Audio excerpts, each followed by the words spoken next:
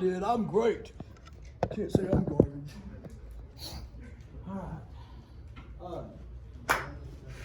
We'll finish those questions today. You are going to need your phone in about 30, 40 seconds. Look some facts up. Maybe a little while.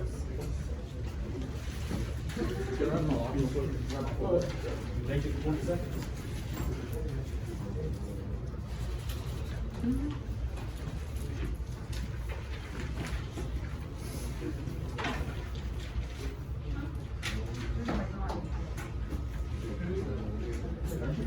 Where's he at?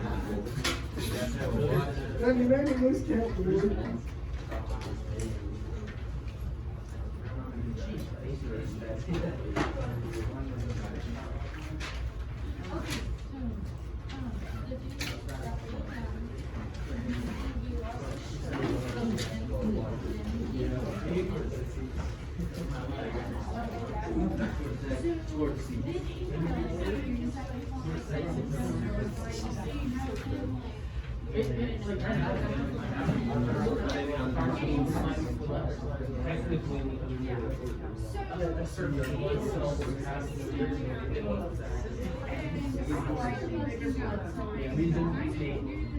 Hey, I'll give you tickets for demonstration. If we miss you, tickets for demonstration.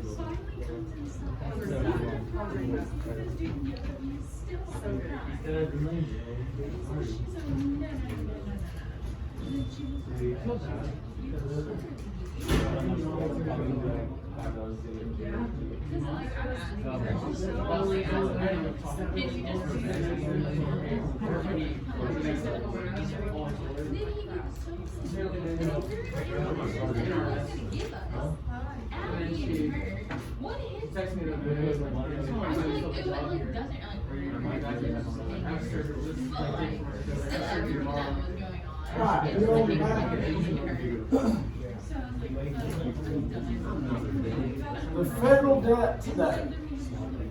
I'm going to look up and see exactly what it is.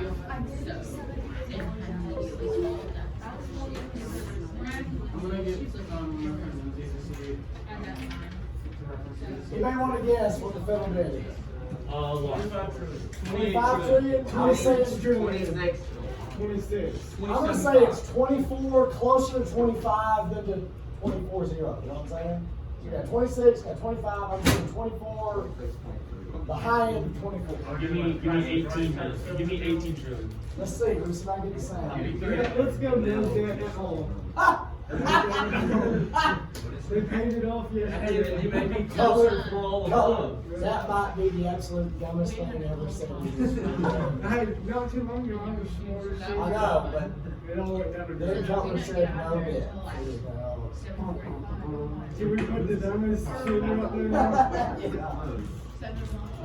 I guess 18 trillion. Yeah. So, we did 18 trillion.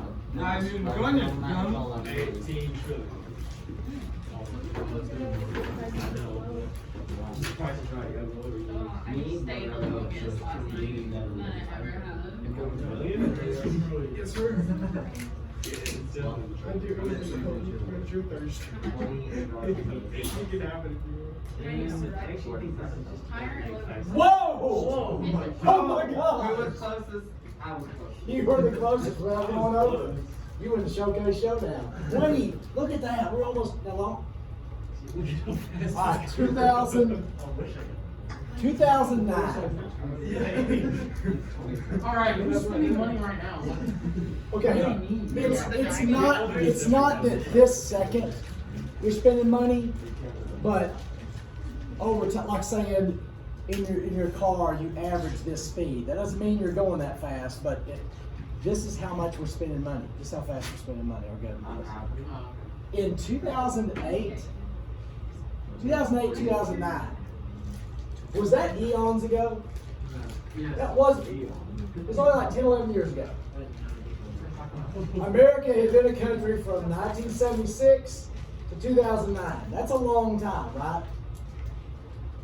Our debt was about $9 trillion in 2009. So in 11 years, we've spent 18, 19 trillion. Is that my math guy? We've spent more than double in 11 years, acquired more debt in 11 years than we did in the 200 and whatever years, 250 years, or 30 years that we were. I know how to fix it. How's that? Okay, so we go to China, we say we need $27 trillion, right? Because they That doesn't exist. You can't go with the little diving, little handgun here. And they ship it over on a big old container ship, right? And then we get all our money, and then they say, when are you gonna pay us back? And we say, If you added up all the money in the world, you don't even come close to this. I think I know. We ask people for money. Okay, here's what you We need. borrow their money, and we pay them back. Yeah. Let's go ahead and say 28 trillion. Okay? 28 trillion means you need 28 million millionaires. 28 million millionaires to donate $1 million. Yeah. There you got 28 trillion. And that doesn't solve it. It still ain't paid off. How come it's not paid off? Because we're still adding every time. That's a So to be okay. safe, we start getting. Let me see how long it takes to spend $1 million. I'm gonna start the clock and then we'll do some. So what was Trump saying, like, when he was like, a while back, when he was talking about like the UN and all that stuff, and how we're paying more than anybody else is? Well, that's true. We do kind of fund the United Nations. So is that where some of this debt comes from? Well, that's some of the stuff we're spending money on. That's part of it. And then if you don't do that, which I hate the UN. 22.5 seconds. $1 million every I dare you to go try to spend $1 million in 20. You can't do it in 22 seconds. You couldn't do it. If I said you had to, Rolls Royce. that's still, you gotta buy like, it takes about 4 hours to buy a car. So I give you permission to go ahead and put down $28 trillion because we'll be there by spring break, if not before. You know what? I've never in my life since I've been doing this been shocked by a number up there. I knew something, but I had no idea we'd gotten to that. What's up with the 82 trillion down there? Okay, that's like Total. the like everybody's credit card, everybody's debt in America. Okay, so they're cool. Like house payments, car payments, credit cards, all that kind The of stuff. green doesn't counter the. Here's the gross domestic product. Yeah. Okay, 21 trillion, 28 trillion. So really like 6. Yeah, but No, because this is just. It's like saying I make 50 grand. It doesn't mean that if I have $100,000 in debt that I only have $50,000 in debt because I ain't using that 50 grand to pay the debt off this year. You know what I mean? That's wishful thinking. That's good, optimistic thinking there. But 4 more years and we could have fixed it, right? is this not working now? Which one's not working? One of these quit working. Now we're about to go to two. The old computer thing.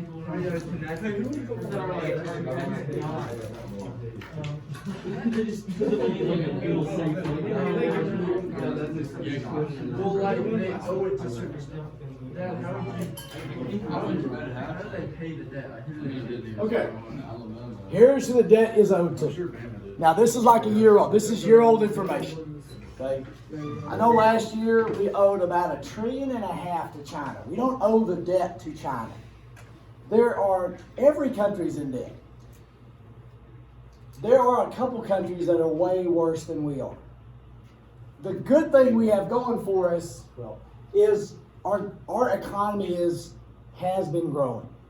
So there's other economies that are nose diving and their debt is skyrocketing.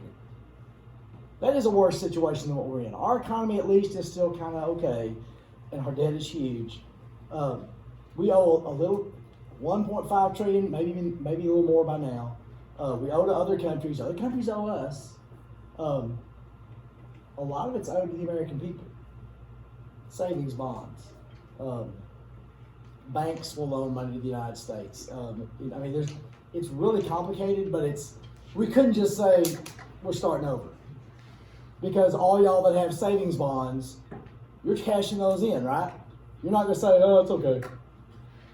So we couldn't just say, we're not doing it, we're not paying you back.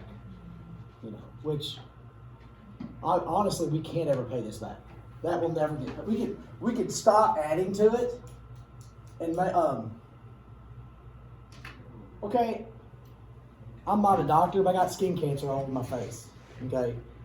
I went to a dermatologist for the first time 4 years ago, hadn't been back, because I don't have time, it costs money.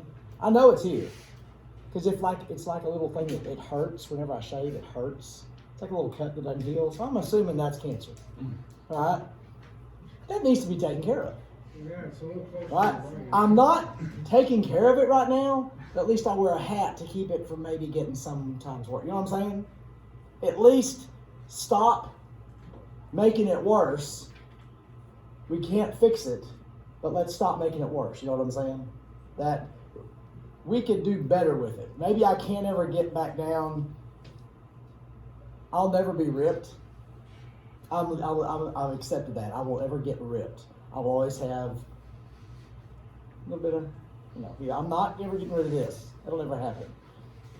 But maybe I could not go to the ice cream buffet and keep adding to it. I've given up, but I'm not giving up. I haven't given up. I have, what's the word? I have accepted. I am compromising. But I'm trying not to add to it. We can make it better. We'll never eliminate it. All right, what's next? Mandatory spending. There is discretionary spending. Sell every day.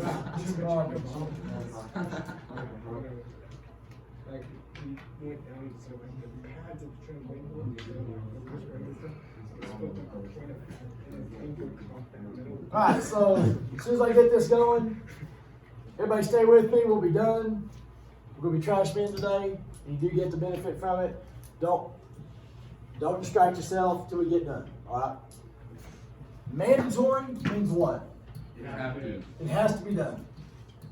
I probably misspelled it. Discretionary. Have y'all heard the word discretion? Yeah. Your discretion. Okay. What's discretion mean?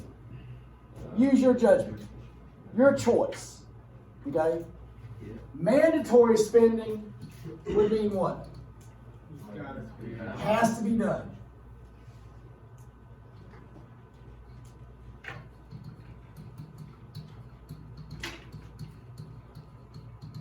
If you sign your name to a contract to buy a car, do you have to pay for that car? Or else there'll be a problem.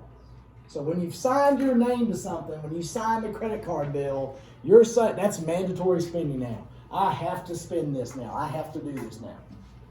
Discretionary spending would be what? You get to pick if you buy this or not.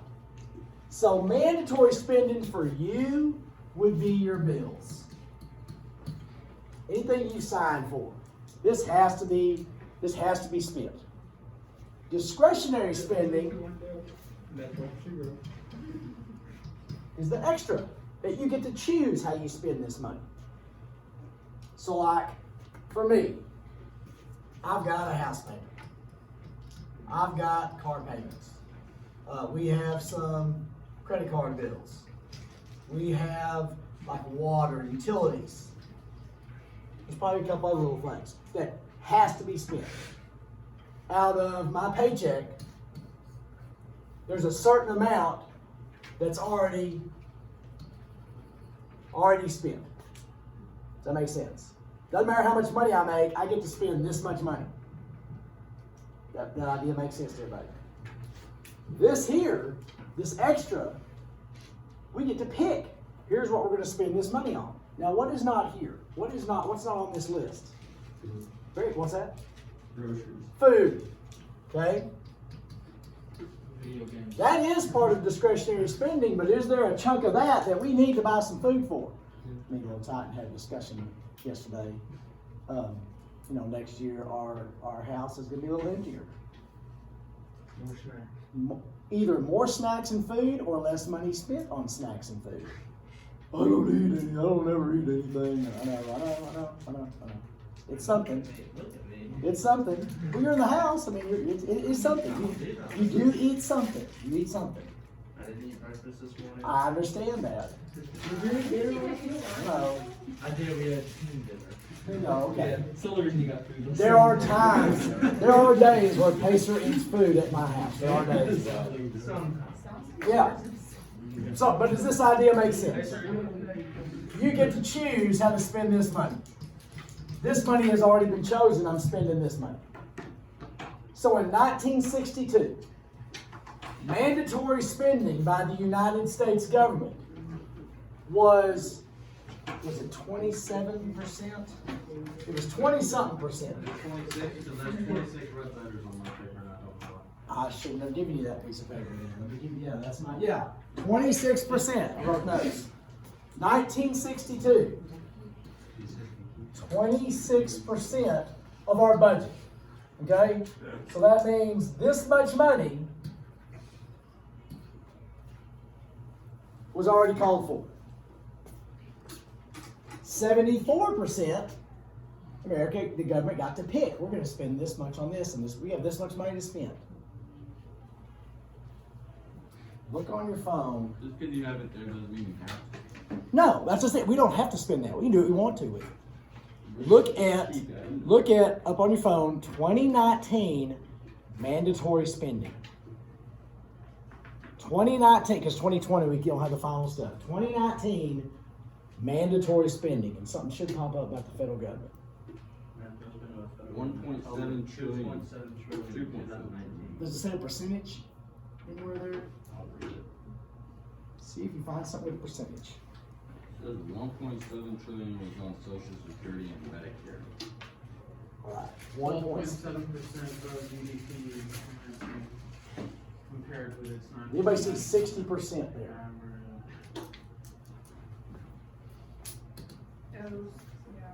Okay. Increase of the total residence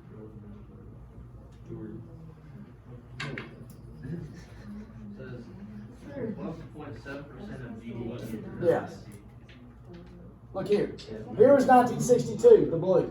That's how much mandatory spending our government had. Today, this is how much mandatory spending we got. What's happening to the government paycheck? There's way less money they got to spend because they've already promised we're spending this much. If your paycheck is $500 a week and you're spending $350 a week, are you making $500 a week? You're making $150 a week. Does that make sense? The more mandatory spending, also call this the have-tos. Where it should be a single batch for the rest of your life. The more have-tos you got, the less money you got. Anytime you sign for a car, sign for a house, sign for a bill, you've pre-spent money you ain't made yet. So you're actually spending that's the American way. Hello, baby, with us? Yes. But you don't tell them. Keep it a secret unless you got something to look forward to. Okay? So does this make sense? This is the problem. We got way too much already spoken for. So we only have like 40% of our, in Social Security, what'd you think of when you saw it or heard that? Titanic. 1.7 trillion is going to Medicare and Social Security. And Social Security doesn't work. Now, I don't want old people to not get taken care of medically. Is Medicare ever going to drop where we're spending less? Because what's happening right now? What's happening with old people right now? I'm not talking about COVID or something. The baby boomers are doing what? They're retiring. They're getting to be 60, they're getting to be 60, 70 years old. Our population is growing and growing and growing and growing. Medicare is not going down.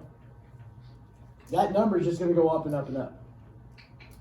So the government paycheck is going to get smaller. Plus, if we add to the debt, What happens to that, if you add debt, what happens to your interest payment? The amount of interest, it keeps getting more and more and more and more. So, does that make sense what I'm saying there? The more debt you have, the more interest you're paying. So even if you don't pay the debt off, the interest you're paying is growing and growing and growing. I think 20% of our budget right now is like interest payments on the debt, or like credit card payments.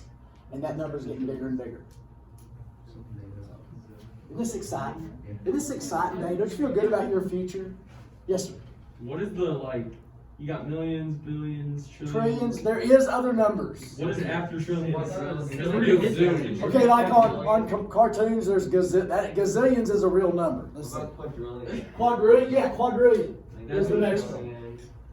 There's a quadrillion, there's a... Our debt is here. In our lifetime. That's this rate? That's this rate is our life.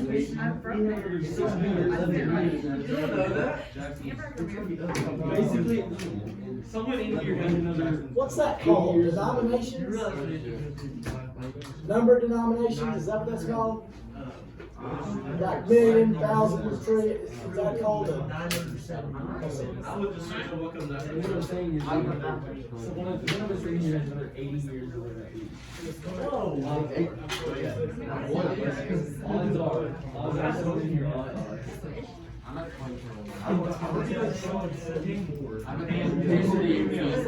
Yeah, there you go. Octillion. The debt is just going. Billion, trillion, quadrillion, quintillion, sextillion, septillion, octillion. Not, okay, there we go. You see, that's, there's 2, 3, 4, 5, 6, 7, 8, 9, 10. No, they Undesolate. Spanish. Huh? He was asking if they started making it up. I said, no, they started using like Spanish. too. Well, that was Latin. Spanish is Latin. Yeah, you're wrong. Yeah, which is the first.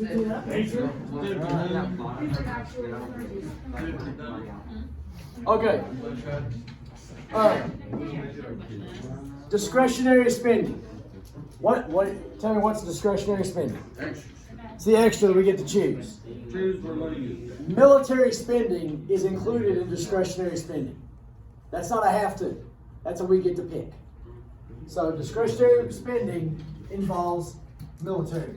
So would that include like the payroll of our military personnel? Or would that like include like whether they can buy a new $1 trillion fighter jet? I know it includes the jet, possibly. Okay, I'm gonna say it includes, what's up, Lefty? Therefore, oh, easy there, big fella. No, I can't see it. That doesn't help. The blind, one-legged crutch guy. So that, I don't know about that.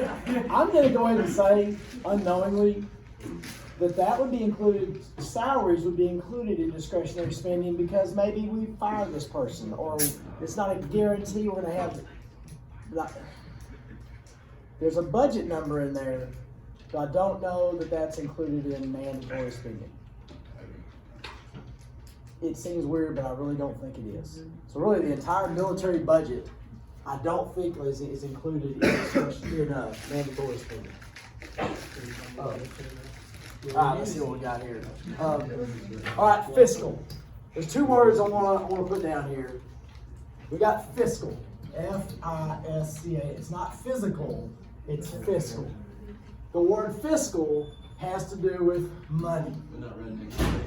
Okay? Monetary.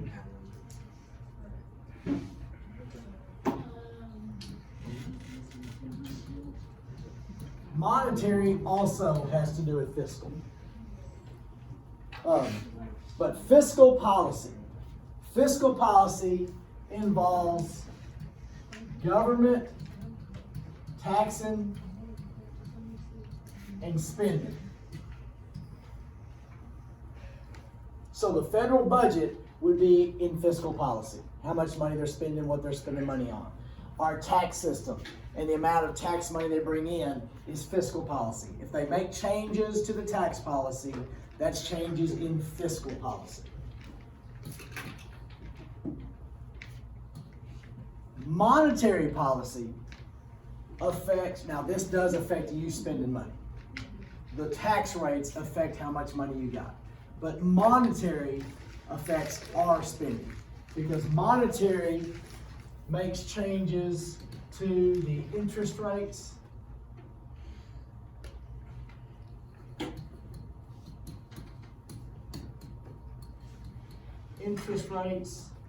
and the Fed.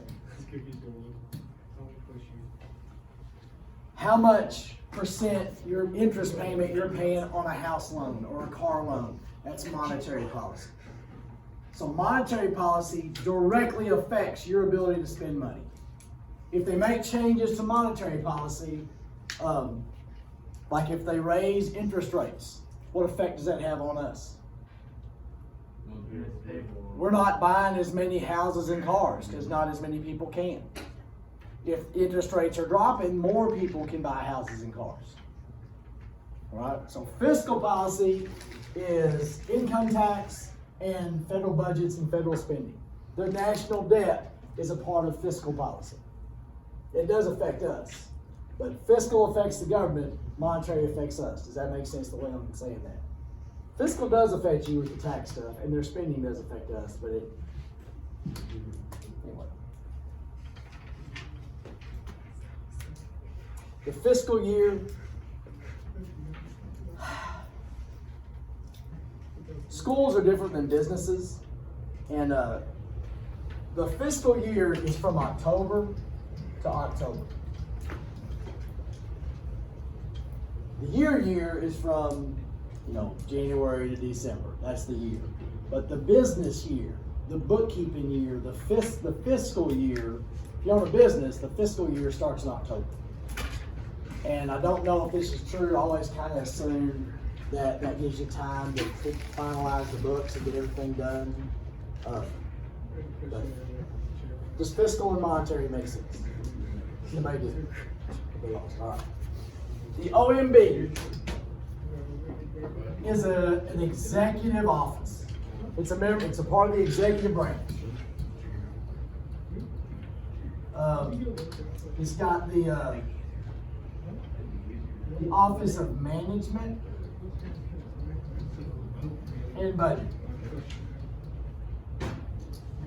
Their job is to come up with a budget, with a plan of what the government's going to spend money on.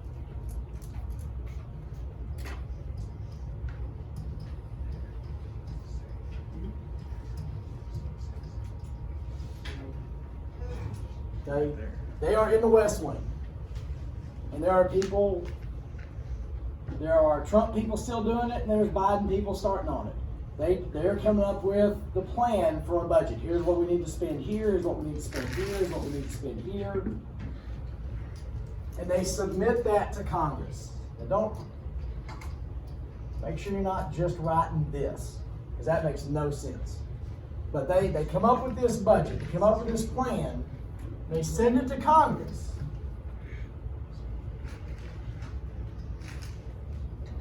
I need a custodian to the office, please.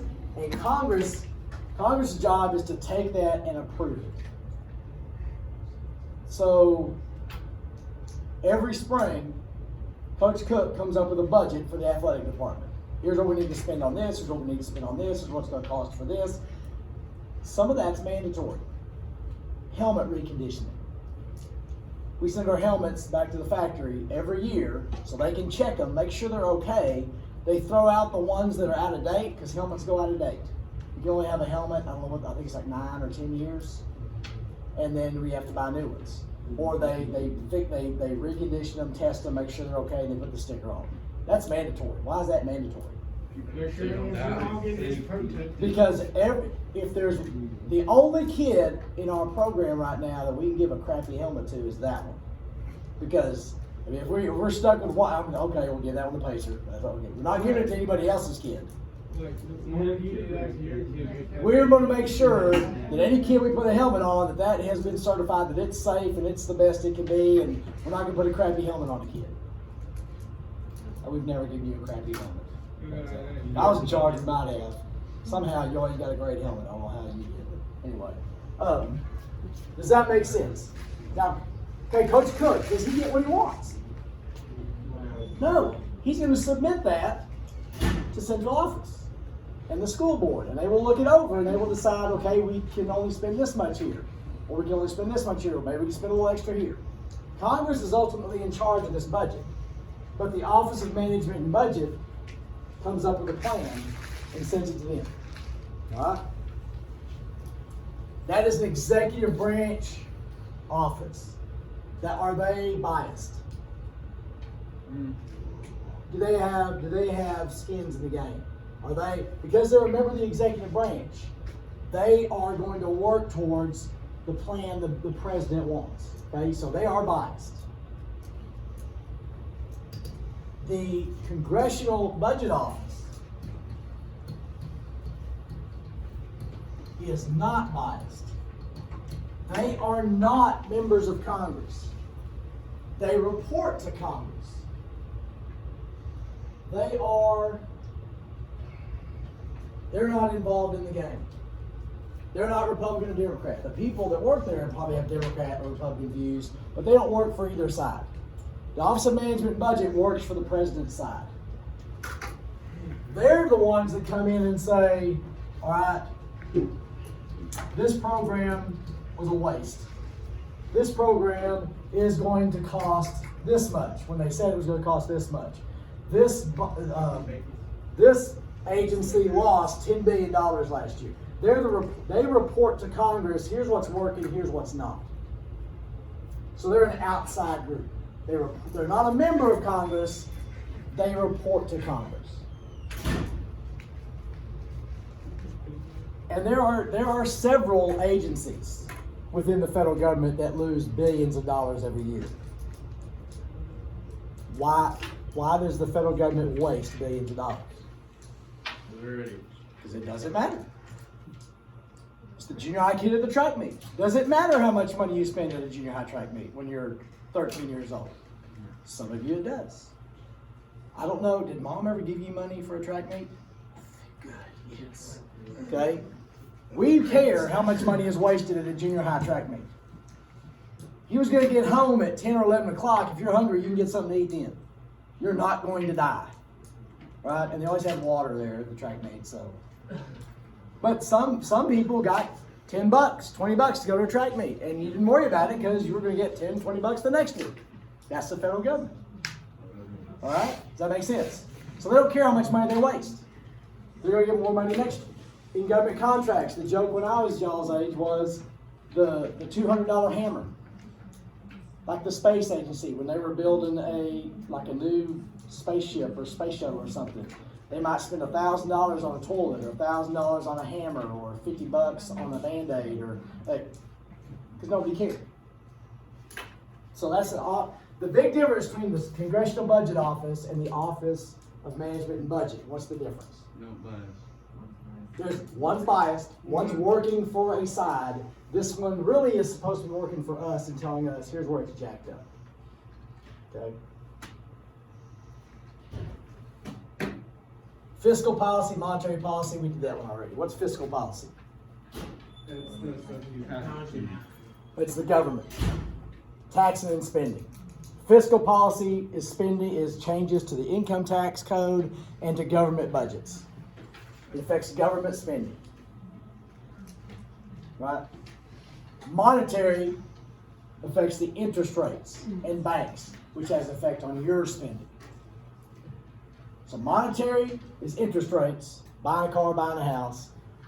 Fiscal is government taxing and spending policy.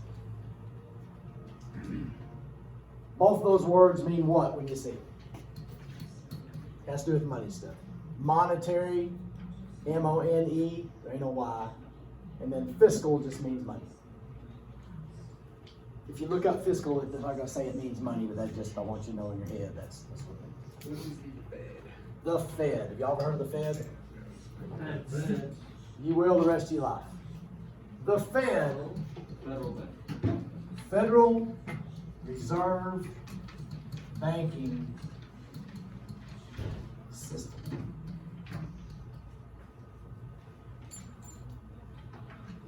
They oversee our banks and have a lot to do with our economy. It's just known as the Fed. On the news, every once in a while, you're going to hear the Fed raise interest rates or the Fed lowered interest rates. About every 3 months, they change the interest rates. They either raise them or lower them. Now, they don't raise them or lower them. They lower them 0.25%. Raise them 0.25%, 0.5%. The Fed, okay, is it 3 things? They affect monetary policy in 3 ways. What's monetary policy? Interest rates, and you're spending money. They are in charge of the money supply.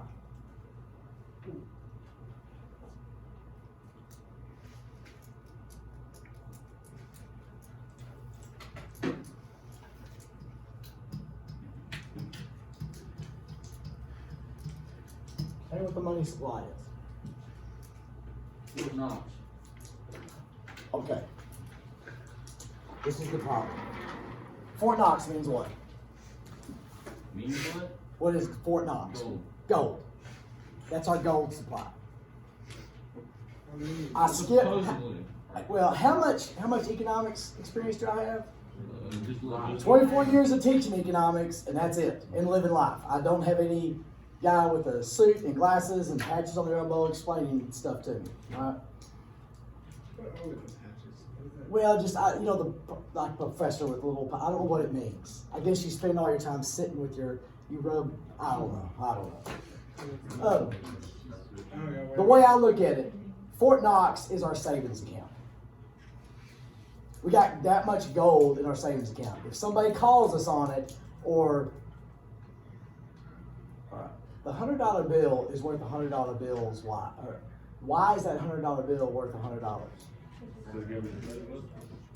What if the store doesn't believe it's worth $100 and they don't take it?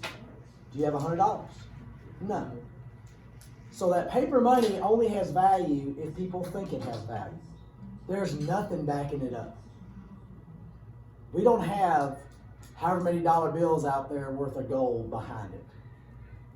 It's just pretend. It might be a hot check. You know what a hot check is? When you write a check and you got money in the bank. All these dollar bills are really hot checks right now. And as long as everybody believes it's worth something, it's worth something. Because we don't have gold to back it up. We've got gold in there, but we got this many dollar bills. This many dollar bills, this much gold. That's not secure. That's not a steady foundation. All right? In a perfect world, you would have as much gold as you do dollar bills. Right? Your bank account would reflect what you're spending, what you got to spend. They decide how many dollar bills we print up. They decide how many dollar bills are out there. That's also real confusing because we don't have dollar bills anymore, we got computers. How many of y'all actually receive a paycheck? Okay. Everybody 20 years ago received a paycheck. I haven't gotten a paycheck in 20 years. Up there they go, beep, and the bank goes, beep. And then Christy looks on her phone and goes, oh, we have, wow, 4 digits. We have $1,000 in the bank. And the next day she looks and goes, oh, wow, we got $300 in the bank. It's all on a computer. Almost every transaction is made on a computer. You know, people buy with their phones, they'll beep with a card. They're not dollar bills. But, so that gets kind of confusing. But they decide how much dollar bills are printed up there. All the dollar bills eventually go through the Fed, and they pull the crappy ones out with like the Joker face on President Washington, and replace it with one that doesn't have a Joker face, or if one has a tear. But they also decide, okay, we're going to add a few extra dollar bills to this. If you, all right, there's some things that have, for a short term, won't do anything, but all of a sudden, after a while, it destroys stuff. That makes sense? Adding to the money supply right now could kind of benefit the economy, but after a while, the more dollar bills you got, what does that mean for the dollar bill? It's worth less. The more you got, the less it ends up being worth. So, but they determine the money supply. They also determine the reserve requirement. Stay with us here, we're almost done. We'll be done after this. Every bank that's a member of the Fed, and I don't know what banks aren't, I will say that at least 95% of all legitimate banks are members of the Fed. I have nothing to back that up. It might be 100%, I don't know. To join the Fed, you got to keep a certain percent at the Fed. Like assets is how much a bank is worth. Like some banks used to have $40 billion in assets. That means the money in the bank and the loans they brought. That's how much they're worth. You can't loan out 100% of the bank. The bank can't loan out 100% of their money. They're forced to keep a percentage of their assets in the Fed to keep them solvent, to keep them from going under. If they raise that reserve requirement, if they increase the percent they've got to keep in the Fed, what's that going to do to us buying houses and cars? It's harder because there's less money out there to borrow. If they lower the reserve requirement, what's that going to do to you buying houses and cars? It's going to be easier because there's more money to loan out. Okay? And the last one is raising and lowering interest rates. If they up interest rates, it means you pay more to buy a house and a car, and it makes it harder for you to buy a house and a car. If they lower interest rates, it's easier to buy a car, buy a house, and it's less money paying for it. That truck out there that I drive, 0% interest. That's fantastic, because all you're paying for is truck. If you qualify for 0% interest, that's a no-brainer. Go get it. It's awesome. All you do is pay for the truck. If they don't have 0%, now you're paying 3%, it's going to cost you this much extra. If you're 9%, your credit's crappy, now it's going to cost you this much. I mean, that's hundreds of dollars a month. The difference between 3% and 9%. So lowering interest rates means more people can buy houses and cars, helps the economy, helps you. So this kind of makes sense. We'll get more into it and get economics, but that's fiscal policy. That's the Fed. All right. Think of it. That's going to kill you. That's horrible. I know. I don't care. It's just my body. I don't care about who cares? I believe. You know. None of us take care of ourselves. Reach. None of us do. I know. It was a rough day. I know. I got you. It took me a minute to get up. Yeah. You're right. All right. You do deserve it.